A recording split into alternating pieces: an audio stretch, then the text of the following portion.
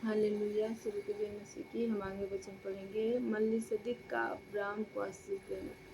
मलिसदिक के बारे में हमारे आत्मिक पिता हमें समझाते हैं कि मलिसदिक का मतलब होता है महायाजक, राजाओं का राजा।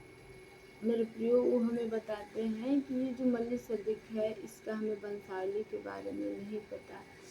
अतः ये जो हम प्रभु यीशु मसीह की आराधना करते हैं, वही प्रभु यीशु मसीह जो परमेश्वर का पवित्र आत्मा है, वही आत्मा जो प्रभु के संग है, वही आत्मा यहाँ अब्राहम से मिला। जब वह कार्दोलाओमेर और उसके साथी राजाओं को जीत कर लौटा आता था, तब सदोम के राजा सार्वे नामक तराई में, जो राजा की तराई भी कहलाती है, उससे भेंट करने के लिए आया।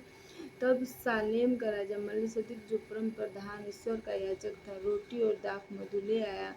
उसने अब्राहम को यह आशीर्वाद दिया कि परम प्रधान ईश्वर की ओर से, जो आकाश और पृथ्वी का अधिकारी है, तू धन्य हो और धन्य है परम प्रधान ईश्वर, जिसने तेरे द्रोहियों को तेरे बस में कर दिया। तब अब्राहम ने उन सब वस्तुओं का दसवां दिया। हम क्या देखते हैं, जब अब्राहम जीत के आ रहा था, तो प्रभु का जो जन है, जो मलिसदिक है, उसने उसे दर्शन दिया, उसने उसे आशीष दिया। उसने कहा कि तू परम प्रधान की ओर से ठहराया गया है, तेरा परमेश्वर धन्य है, जिसने तेरे द्रोहियों को, तेरे शत्रुओं को तेरे हाथ में कर दिया। तो हम क्या देखते हैं कि अब्राहम ने अपने जीवन से प्रभु की महिमा की, अपने धन दौलत, अपने आशीष में भी प्रभु को उसने 10वां हिस्सा दिया और प्रभु की आदर की। तब सदोम के राजा ने अब्राम से कहा कि प्राणियों को तुम मुझे दे और धन को अपने पास रख। अब्राम ने सदोम के राजा से कहा कि परम प्रधान ईश्वर हुआ, जो आकाश और पृथ्वी का अधिकारी है, उसकी मैं यह शपथ खाता हूँ कि जो कुछ तेरा है, उसमें से न तो मैं एक सूत, न जूती का बंधक, न कोई वस्तु लूँगा। तू ऐसा न कहने पाए कि अब्राहम मेरे ही कारण धनी हो, पर जो कुछ इन जवानों ने खा लिया, उनका भाग जो मेरे साथ गए थे, अर्थात आनेर, स्कूल और ममरे, मैं नहीं लौटाऊंगी, तो अपना भाग रख लें।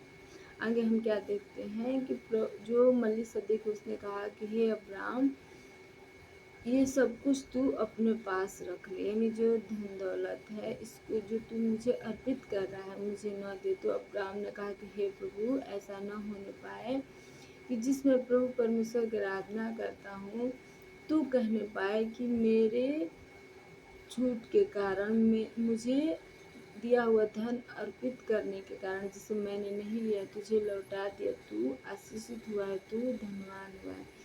मेरे प्रियो, हम यहाँ वचन से क्या समझते हैं कि हमें अपने जीवन से प्रभु की महिमा अपने शरीर से, अपने प्राण से और अपने धन से, अपने मन से भी करना है। अतः हमें प्रभु के आगे अपने जीवन के हर एक वस्तु को अर्पित कर देना है। प्रभु को ऐसा न लगे कि हमें प्रभु से अधिक धन से प्रेम है। अब्राहम के साथ यहोवा के वाचा बांधने का वर्णन हम क्या देखते हैं, आगे वचन में लिखा है कि अब्राहम से प्रभु ने वाचा बांधी। मैंने आप सभी को वचन पढ़ा तो समझाया था कि प्रभु ने नूह से वाचा बांधी। जो प्रभु परमेश्वर, जो नूह धर्मी था, उससे प्रसन्न हुआ, वो जल प्रलय में बचाया गया। तो प्रभु परमेश्वर ने उससे वाचा बांधी कि अब से मैं जल प्रलय के द्वारा इस पृथ्वी का नाश नहीं करूँगा। अब हम क्या देखते हैं कि वही प्रभु परमेश्वर, उसने अब्राहम से वाचा बांधी। उसने प्रभु क्या कहा, इन बातों के पश्चात यहोवा का यह वचन दर्शन में अब्राहम के पास पहुंचा। हम क्या देखते हैं कि जब प्रभु ने उसे परखा, तो उसने देखा कि अब्राहम के लिए मेरी उपस्थिति, मेरी महत्व अपने जीवन में श्रेष्ठ है। अतः प्रभु ने अब्राहम को दर्शन दिया और कहा कि हे अब्राहम, मत डर, तेरी ढाल और तेरा बड़ा प्रतिफल में है। उसने अब्राहम से कहा कि हे अब्राहम, तू जो अपने घर, अपने कुटुंबी से दूर है, तू जो अकेला है, तू मत डर, तेरी ढाल मैं हूँ, तेरा अत्यंत बड़ा प्रतिफल मैं हूँ। बड़ा प्रतिफल का मतलब क्या होता है मेरे प्रिय, जब हम अपने जीवन में किसी चीज़ को पाने के लिए संघर्ष करते हैं, तो हमें जो कुछ सफलता हासिल होती है, वही हमारा प्रतिफल होता है। अतः जो अब्राहम है, प्रभु के पीछे चल रहा है, तो प्रभु ने कहा कि ये अब्राहम, तेरा बड़ा प्रतिफल मैं हूँ, तेरी सफलता की कुंजी मैं हूँ। प्रभु अब्राहम ने कहा, अब्राहम ने दर्शन में ही प्रभु से बातें की। उसने कहा कि हे प्रभु, मैं तो निर्वंश हूँ और मेरे घर का वारिस यह दमिश्कवासी एलीएजर होगा, अतः तू मुझे क्या देगा। मेरे प्रियो, हम अब्राहम के जीवन से क्या देखते हैं कि अब्राहम के जीवन में प्रभु की उपस्थिति यहाँ तक थी कि वो जो जब सोया हुआ था फिर भी उसे प्रभु के ही बारे में समझ थी। उसने प्रभु से बातें की। अतः जब हम प्रभु से जुड़े रहेंगे तो ही हम इस रीति से प्रभु से अपने जीवन में उद्धार और छुटकारे को ले पाएंगे। अब्राहम ने कहा कि हे प्रभु, मैं तो निर्वंश हूँ। हम क्या देखते हैं कि जो अब्राहम प्रभु के पीछे चलता है वो इतना आशीषित है, लेकिन उसके जीवन में अभी वंश की आशीष नहीं मिली। जो वादा प्रभु ने उससे किया था कि मैं तुझे से एक बड़ी जाति उत्पन्न करूँगा, वो वादा अभी प्रभु ने उसके जीवन में पूरा नहीं किया है। फिर भी वो प्रभु में समर्पण के साथ चल रहा है। वो कह रहा है कि हे प्रभु, मैं तो निर्वंश हूँ, मेरी कोई निज वंश नहीं, मेरी कोई औलाद नहीं है। मेरे वारिस तो यही लोग होंगे, यही जो दास है मेरे घर में रहते हैं, यही मेरे होंगे। आप मुझे क्या देंगे। और अब्राहम ने कहा कि मुझे तो तूने वंश नहीं दिया, और क्या देखता है कि मेरे घर में उत्पन्न हुए एक जन मेरा वारिस होगा। तब यहोवा का यह वचन उसके पास पहुंचा कि यदि तेरा वारिस न होगा, तेरा जो निज पुत्र होगा वही तेरा वारिस होगा। प्रभु परमेश्वर ने कहा कि हे अब्राहम, तू अपने मन में संकोच न कर। ये जो तेरे लोग हैं ये तेरे वारिस नहीं होंगे। जो तेरा निज पुत्र होगा ना, जिसे मैं दूंगा, वही तेरा वारिस होगा। और उसने उसको बाहर ले जाके कहा कि आकाश की दृष्टि करके तारागण को गिन, क्या तू उनको गिन सकता है। फिर उसने उससे कहा कि तेरा वंश ऐसा ही होगा। उसने यहोवा पर विश्वास किया और यहोवा ने इस बात को उसके लेखे में धर्म गिना। हम क्या देखते हैं कि प्रभु ने अब्राहम से कहा कि हे अब्राहम, तू अपने घर, अपने तंबू से बाहर चल और आकाश में देख कि कितने तारागण है। यदि तू उन तारागण को गिन सकता है तो गिन, क्योंकि मैं तेरे निज वंश को ऐसा ही कर दूंगा।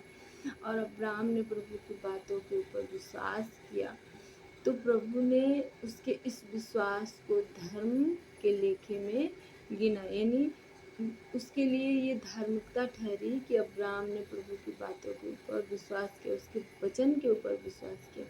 यदि हमारे जीवन में कोई कमी है और प्रभु का वचन हमसे वादा करता है कि मैं तेरे जीवन की इस कमी को दूर करने की सामर्थ्य रखता हूँ, तब हम अपने जीवन से प्रभु के वचन के ऊपर फेथ करना है, विश्वास करना है, तो ही प्रभु की निगाहों में हमारे लिए धर्म गिना जाएगा और हम अपने जीवन में अपने छुटकारे को ले पाएंगे।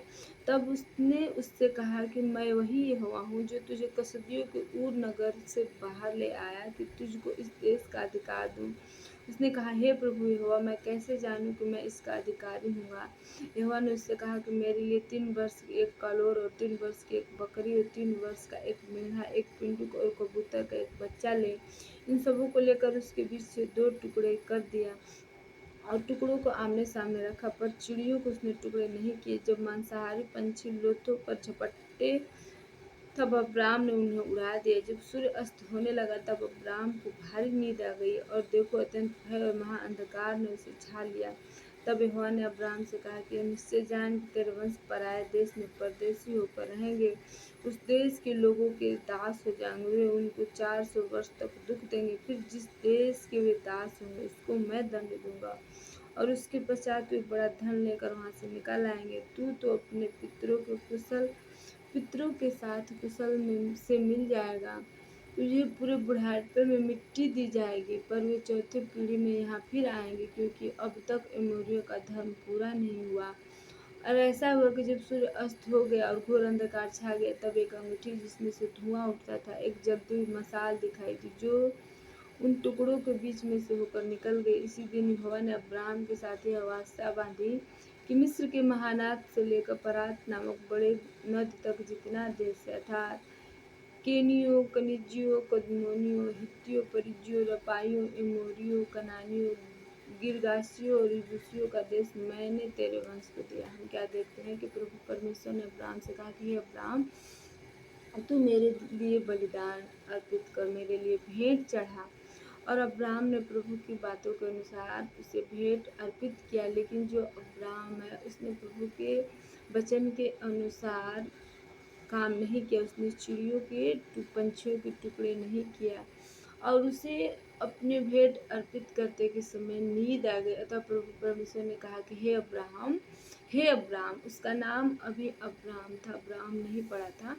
तो उसने कहा कि हे अब्राहम, तू जो तेरे अंदर जो तुझे जो आलस आई, तुझे जो झपकी आई, अब मैं क्या कहता हूँ कि इस एक भूल के कारण जो तेरा वंश है वो बंधुआई में चला जाएगा, लेकिन मैं उनकी सुधि लूँगा, उन्हें मिस्र देश से छुड़ा के लेके आऊँगा। ये जो देश मैंने तुझे दिखाया है तेरे निज वंश को दे दूँगा। आमीन।